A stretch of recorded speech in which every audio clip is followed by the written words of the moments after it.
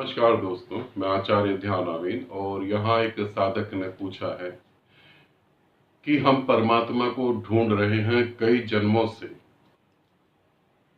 और जब वो पृथ्वी पर आता है और बताता है अपने निराकार के रूप को, तो हम उसे मारते क्यों हैं? हम उसकी बात क्यों नहीं सुनते? हम समझते क्यों नहीं?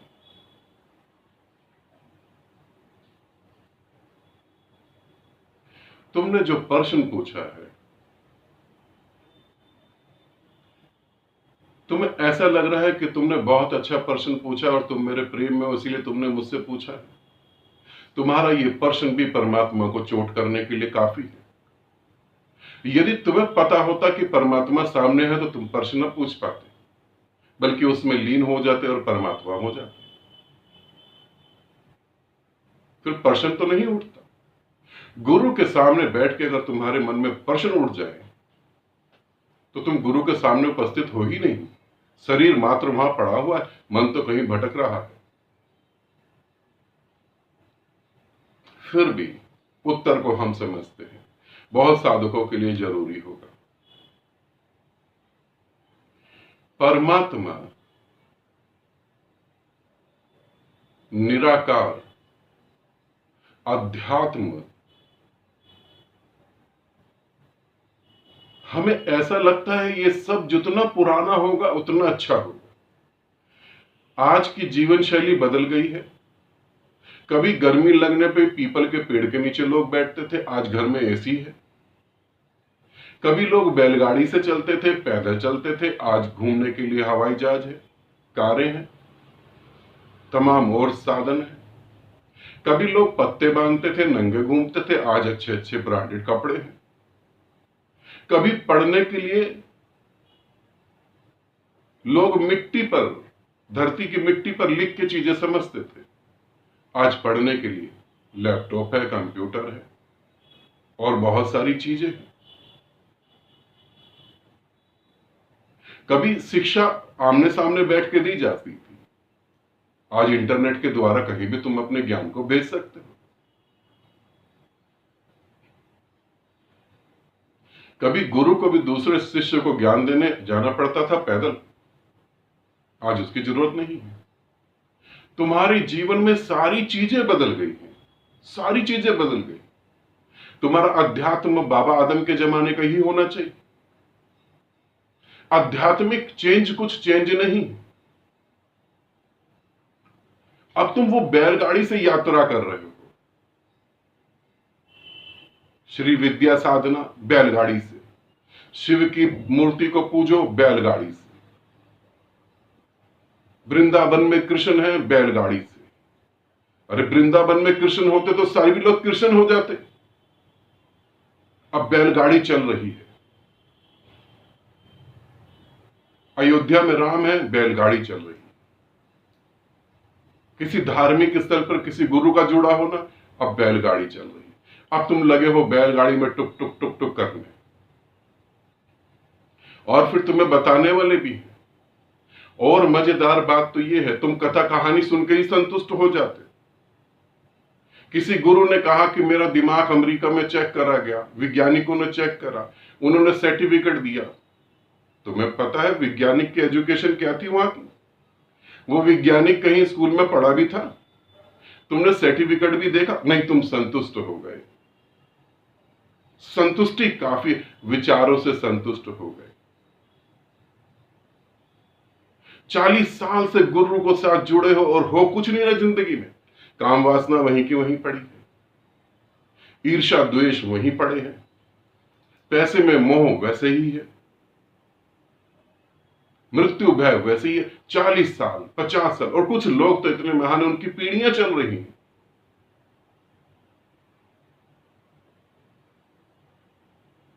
अब परमात्मा जब प्रकट होगा तो वो अपने बनाए हुए खेल खिलौने सब तोड़ देगा। सब। परमात्मा प्रकट हुआ राम में, मर्यादा का उसने गीत गाया, समाज को व्यवस्था देने के लिए उसने काम करे, उसने सारा ज्ञान दिया। परमात्मा पैदा हुआ कृष्ण में, सभी मान्यताएं तोड़ दी। सभी। यहां पत्नी भी है, वहां साथ में राधा भी है। और राम के समय तो शूर्पणखा की नाक ही काट दी गई। अब परमात्मा अगर राम के रूप में था तो कृष्ण के रूप में क्या राक्षस था? नहीं, सभी मान्यताएं तोड़ दी। ना राम ने कहा कि तुम नशा करो, ना कृष्ण ने कहा कि तुम नशा करो। परमात्मा शिव रूप में उतरा, उसने कहा नशा भी करो, मांस भी खाओ, जो करना है करो। अघोर भी पैदा हुए, तांत्रिक भी पैदा हुए। परमात्मा बुद्ध में उतरा,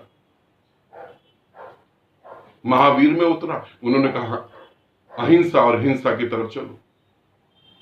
देखो, किसी को मारो नहीं, सभी जीवित हैं। वहां परमात्मा कृष्ण में कह रहा है कि अर्जुन तुम मार दे, ये तो मरे ही हुए, इनके बारे में क्या सोच रहा है?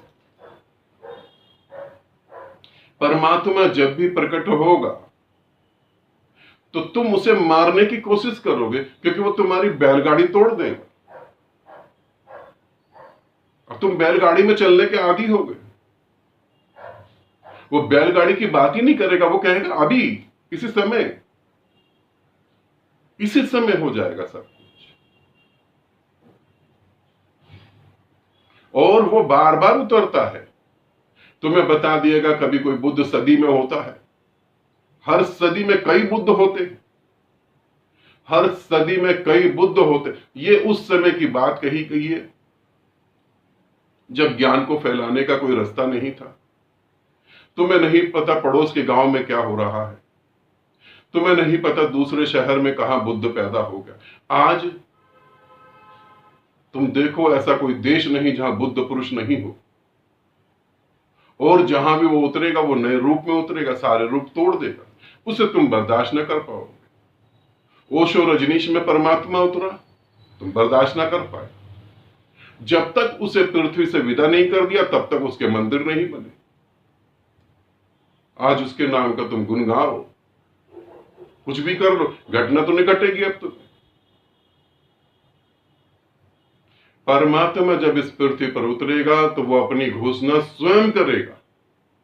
वो ना कहेगा कि मैं शिव हूं, ना वो कहेगा कि शिव की मूर्ति को पूजो, ना वो कहेगा कि मैं सुदर्शन चक्र कर रहा हूं। वो किसी भी चीज को नहीं लेगा, वो स्वयं खुद पूर्ण है, तो पूर्ण की घोषणा करेगा। वो पूर्ण बोलेगा, और वो पूर्ण जब बोलेगा तो तुम्हारे इतिहास से उसका कोई मेल नहीं खाएगा। जीसस के रूप में जब उतरा तब उसको भी तुमने मार दिया। तुम अपनी मान्यताओं को लेके चल रहे हो, और ध्यान रखना, जो परमात्मा नहीं है वो तुम्हारी मान्यताओं को मजबूत करेगा, इसका ध्यान रखना। जो परमात्मा नहीं है वो तुम्हें कहेगा संसार भी भोग लो और मोक्ष भी मिल जाएगा, संसार भी भोग लो और मोक्ष मिल जाएगा। तो बुद्ध क्या पागल थे जो घर छोड़ के भाग गए?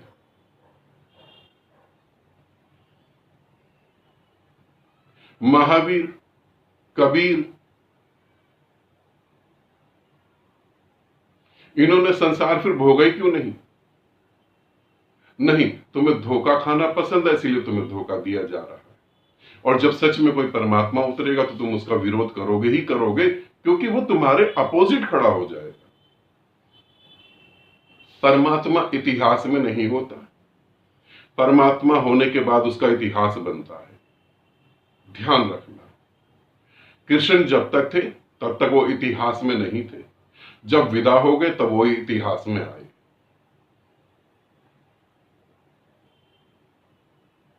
हम परमात्मा का विरोध क्यों करते हैं? क्योंकि वो तुम्हारी मान्यताओं के अपोजिट खड़ा होता है। तुम्हारी मान्यताओं, तुम्हारे अहंकार को वही आदमी पानी दे सकता है जो स्वयं अहंकारी हो, वही तुम्हें गुमराह कर सकता है। परमात्मा तो तुम्हारी सारी मान्यताएं तोड़ देगा,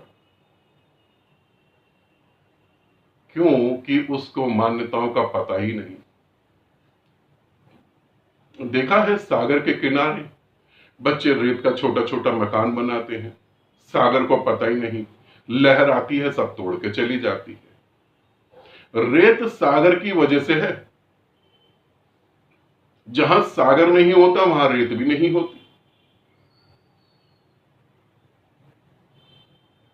नहीं तुम कभी परमात्मा को नहीं जी पाओगे। लाखों करोड़ों में कोई एक व्यक्ति होता है जो हिम्मत जुटा पाता है। नहीं, अभी तुम बैलगाड़ी से ही चलोगे, अभी तुम्हें बैलगाड़ी से ही चलना है, क्योंकि अभी तुम्हारी आंख ही नहीं खुली। अभी तुम्हें मंदिरों में जाके मूर्ति के आगे मान मनुष्य निर्मित मूर्तियां, उनके आगे तुम्हें पूजा करनी है। अभी तुम्हारे लिए यात्रा नहीं है। अभी तुम पहले भटको और भटको। अभी भटकन कम है। तुम्हारे प्रश्न से ऐसा लगता है कि तुमने प्रश्न पूछा, तुम जान चुके थोड़ा।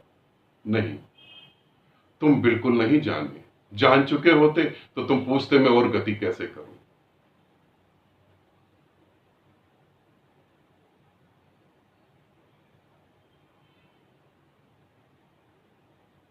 थोड़ा सोचो, विचारो। 40 साल 50 साल गुरु के साथ जुड़कर तुम्हें क्या मिल रहा है? 20 साल 25 साल से तुम एक ही नाम को, एक ही शब्द को लेकर रट रहे हो, तुम्हें क्या मिल रहा है? कोई गति होती तुम्हें दिख रही है? यदि नहीं तो तुम्हारी मौत नहीं रुक रही। मौत तो प्रतिपल तुम तक बढ़ती जा रही है, वो रही नहीं रुक रही।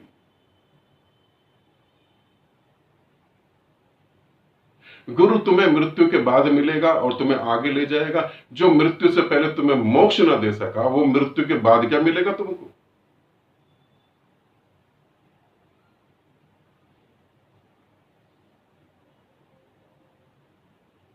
आनंदित रहो, सदा खुश रहो। बहुत बहुत प्रेम आप सभी को।